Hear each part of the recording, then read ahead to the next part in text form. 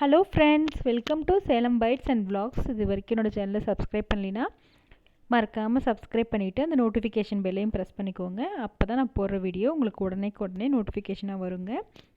இப்போ இந்த வீடியோவில் என்ன பார்க்க போகிறோம் அப்படின்னு பார்த்தோன்னாங்க, பருப்பு பொடி தாங்க எப்படி பண்ணுறதுன்னு பார்க்க போகிறோம். பருப்பு பொடி எல்லாத்தோட ஃபேவரெட்டுங்க. ரொம்ப அதுவும் சுடு இட்லி தோசையோடு வச்சு சாப்பிடும்பொழுது சூப்பராக இருக்கும். அது எப்படி செய்கிறதுன்னு வாங்க வீடியோக்குள்ளே போகலாம். பருப்பு பொடி செய்கிறதுக்கு என்னென்ன எடுத்திருக்கேன் அப்படின்னு சொல்லிட்டு பார்க்கலாங்க. டம்ளரில் தாங்க மெஷர் பண்ணியிருக்கேன். 1/2 டம்ளர் துவரம் பருப்பு, 1/2 டம்ளர் கடலைப்பருப்பு எடுத்திருக்கேங்க. 1 டம்ளர் பொட்டுக்கடலை எடுத்திருக்கேங்க, உடச்ச பொட்டுக்கடலை. அதுக்கப்புறம் 1/2 டம்ளர் உளுத்தம்பருப்பு எடுத்திருக்கேன். அதுக்கப்புறம் காரத்துக்கு ஒரு 15 வரமிளகாய் எடுத்திருக்கேன். காஞ்ச கருவேப்பிலை கொஞ்சம் எடுத்திருக்கேங்க. பெருங்காயம், ஜீரகம் ஒரு 1/2 டீஸ்பூன், மிளகு ஒரு 1/2 டீஸ்பூன், உப்பு தேவையான அளவுங்க. நீங்கள் மிளகாய் நீங்கள் உங்கள் காரத்துக்கு தகுந்த மாதிரி எடுத்துக்கலாங்க. இது இட்லி தோசை சாப்பாடோடு சூப்பராக இருக்கும். ஃபஸ்ட்டு நம்ம மெஷர் பண்ணது எல்லாமே எண்ணெய் ஊற்றாமல் மீடியம் ஃப்ளேமில் நம்ம நல்லா வறுத்து எடுத்துக்கலாம். லேசாக வாசம் வர வரைக்கும் நல்லா வறுத்து எடுத்துக்கலாங்க. லேசாக செவக்கணும், அந்தளவுக்கு ரொம்ப கறிக்கிறாதீங்க. மீடியம் ஃப்ளேமில் கரெக்டாக வச்சு வறுத்து எடுத்துக்கோங்க. துவரம்பருப்பை எடுத்தாச்சு. அடுத்து பார்த்திங்கன்னா கடலைப்பருப்பு ஆட் பண்ணிவிட்டு நம்ம வறுத்து எடுத்துக்கலாம்.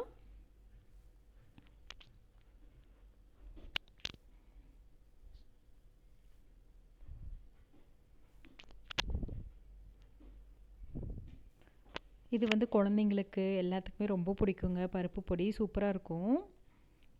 நம்ம அவசரத்துக்கு நம்மளுக்கு குழந்தைங்களுக்கு ஏதாச்சும் பிடிக்கல அப்படின்னா நம்ம இது போட்டு நல்லா நெய்யோ இல்லைன்னா நல்லா நெய் ஊற்றி கொடுத்தா சூப்பராக இருக்கும். அடுத்து உளுந்தம்பருப்புங்க. உளுந்தம்பருப்பும் நல்லா மீடியம் ஃப்ளேமில் வச்சு நல்லா லேசாக வாசனை வர வரைக்கும் நல்லா வறுத்து எடுத்துக்கலாம். லேசாக செவந்துச்சுன்னா மட்டும் போதுங்க.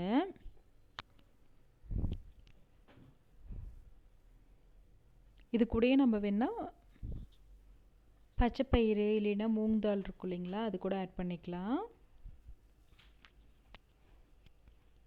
கருப்புளுந்தும் ஆட் பண்ணிக்கலாங்க. இது ரொம்ப உடம்புக்கு எல்லா பருப்புமே ஆட் பண்ணியிருக்கிறதுனால உடம்புக்கு ரொம்ப சத்தும் கூட. இது பொட்டுக்கடலை தாங்க. இது உடைக்காத பொட்டுக்கடலை. நீங்கள் உடைச்ச பொட்டுக்கடலை நம்ம சட்னிக்கு போடுவோம்ல, அது கூட ஆட் பண்ணிக்கலாம். இது வீட்டில் இதுதான் இருந்தது, அதனால் நான் இதை ஆட் பண்ணியிருக்கேன். இது வறுக்க தேவையில்லை. நான் லேசாக சரி ஈரப்பதம் இருக்குன்னு சொல்லிவிட்டு நான் லேசாக ஒரு 2 தொலைவு விட்டோம், அவ்வளோதான். நீங்கள் வறுக்காது கூட அப்படியே இது பண்ணிக்கலாம். பொட்டுக்கடலை எதுக்கு ஆட் பண்ணுறோம் அப்படின்னு பார்த்தோன்னாங்க, எல்லாமே எல்லா பருப்பு வகையுமே கரகரன்னு இருக்கும். பொட்டுக்கடலை ஆட் பண்ணும்பொழுது நல்லா சாஃப்டாக இருக்கும். அதுக்காக தான் நம்ம இதை பொட்டுக்கடலை ஆட் பண்ணுறோம். ஒரு 1/2 டீஸ்பூன் 1/2 டீஸ்பூன் ஜீரகம், 1/2 டீஸ்பூன் மிளகு ஆட் பண்ணிக்கலாம். ஏன்னா ஏற்கனவே நம்ம காரத்துக்கு மிளகாய் நிறைய ஆட் பண்ணியிருக்கோம்.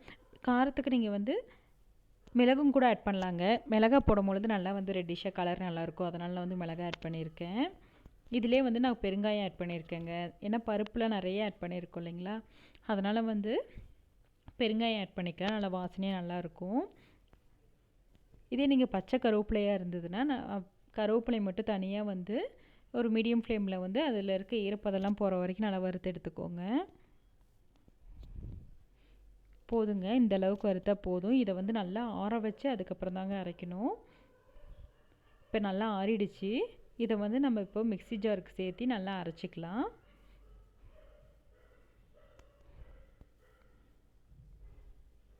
இதிலே வாசனைக்கு நான் இன்னும் கொஞ்சம் கூட பெருங்காயம் ஆட் பண்ணுறேங்க. ஏன்னா பருப்பு ஆட் பண்ணியிருக்கோம், அதனால்.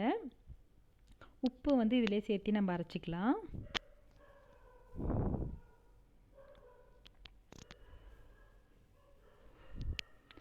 இப்போ நம்ம இதை அரைச்சாச்சுங்க. பாருங்கள், நல்ல பொடி சூப்பராக இருக்குது. நல்லா நைஸாக அரைச்சாச்சு.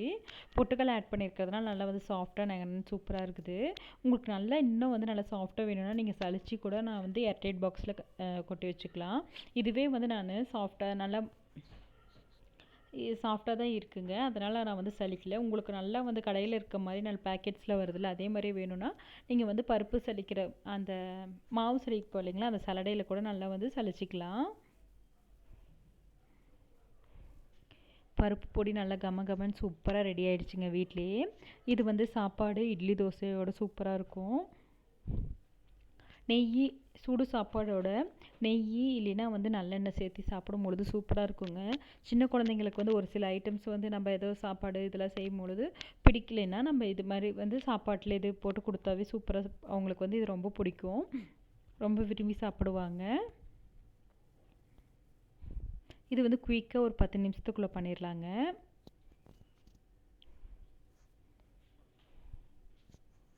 பாருங்கள், இது மாதிரி நல்லா வந்து ஸ்மூத்தாக கிரைண்ட் பண்ணிக்கோங்க, அப்போ தான் சூப்பராக இருக்கும்.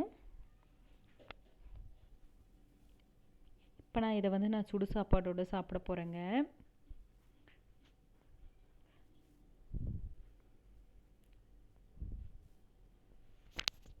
வீட்டில் பொடி இருந்துட்டால் போதுங்க. இல்லை பசங்களுக்கு வந்து அதுவும் சுடு சாப்பாடோடு வேறு எதுவும் பிடிக்கலனா போதும், அம்மா நான் பொடி பொடி அப்படின்ட்டே இருப்பாங்க. எப்பயும் தீர நான் அரைச்சி வச்சுருவேன்.